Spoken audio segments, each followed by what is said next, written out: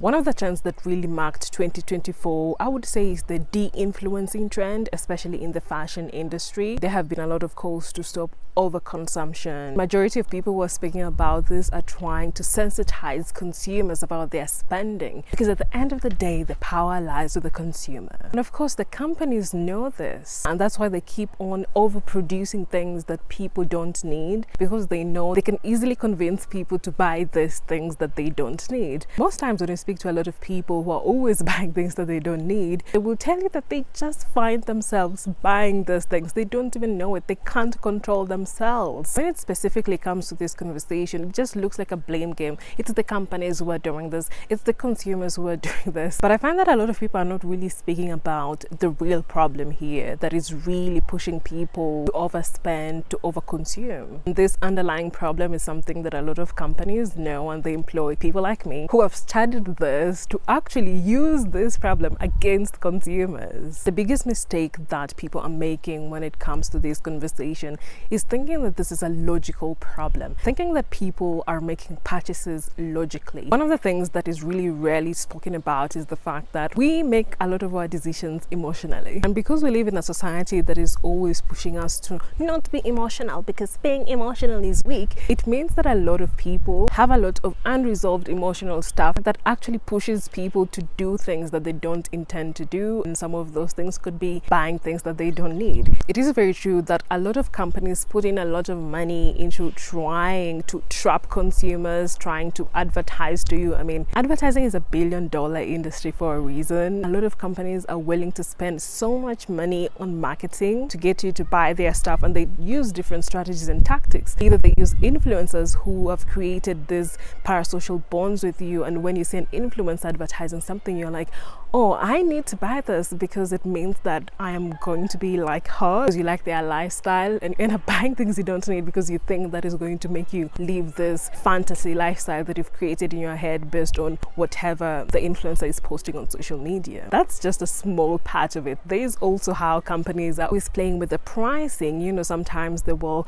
overprice something and then they're telling you this is luxury, and people buy these things even when they know that it takes very little to make these things. But because in their minds they're really drawn to something that's luxury, they will buy it even when they don't need it, even when they know they don't need to spend that amount of money on that thing. Companies also spend a lot of money on the messaging that they use, their advertising, to make you feel like, oh my god, I really need this thing. And most times your brain knows that you're not missing out, but you find yourself falling for this advertising. Why? Companies also spend a lot of money on things like packaging, because yes, packaging will also influence you. When you speak to a lot of people, they'll tell you, no, I don't buy things based on packaging, but yeah, you do. The way something is designed, it sends psychological cues, especially to your subconscious, and you end up buying something because your subconscious is telling you to get it, but you don't know the reason, because you think that you're using your logic brain to buy things. When it comes to technology, I mean, things like social media platforms, the apps, you're finding yourself spending a lot of time on these apps when you don't want to. Why? One, because a lot of these companies have paid a lot of money to create really addictive interfaces. But also, these companies know that you are susceptible to becoming addicted to these platforms because of the underlying issues that you haven't dealt with yourself. One of these things is your desire to want to escape from reality. It is a fact that the world that we're living in is really cutthroat. It's a man-eat-man society. There's so many milestones that you are supposed to always hit, and it's very difficult because the systems have been created in a way that you are actually not supposed to hit those milestones, and this creates a lot of frustration. And because of this, a lot of people have this desire to run away from their real lives, and this is exactly why you find people become so addicted to dopamine. When it comes to this, a lot of people are always talking about TikTok is really driving dopamine addiction, but this has always been there since time immemorial. When it comes especially to shopping, you find that some people are addicted to shopping, some people are addicted to hitting checkout, paying for something. It's not like they need the things that they are buying, they're just addicted to paying for things, to buying things. I find there are some people who are addicted to receiving packages at home. Like that act of getting a package being delivered and opening that package, that is what they like. It's not really the things that they are buying. And you find that with these people specifically, they could be getting up to 5 to 10 packages in a day, because that is something that really gives them that dopamine rush. Or you find people who just like going into shopping malls and filling their hands with shopping bags. That is something they're addicted to. And essentially this is something that they started doing as a way of coping with life. After some time it just becomes a bad habit, and you find that with these kinds of people, when they get even a little money and they need to pay their bills, the priorities become satisfying their dopamine rush through shopping. The other underlying problem that could be pushing you to buy things that you don't need is you're trying to pacify the younger you. One of the things that a lot of people do not know is that the things that happen to you when you're a child, especially the unresolved things, they end up ruling your life. They have a huge hold on who you are as a person and the decisions that you make. You've probably heard of people who are hoarders, people who buy things and they don't get rid of things. You find that these were people that probably felt inadequate as they grew up because they didn't have certain something, and once they get to a point where they can buy things, they overbuy things and they keep these things even when they don't need those things anymore, so they can just feel like they have these things. And this is because they're really reacting the times when they were a child and all these feelings of inadequacy that they had at that time. Now that they're adults, they're keeping all these things to prove to themselves that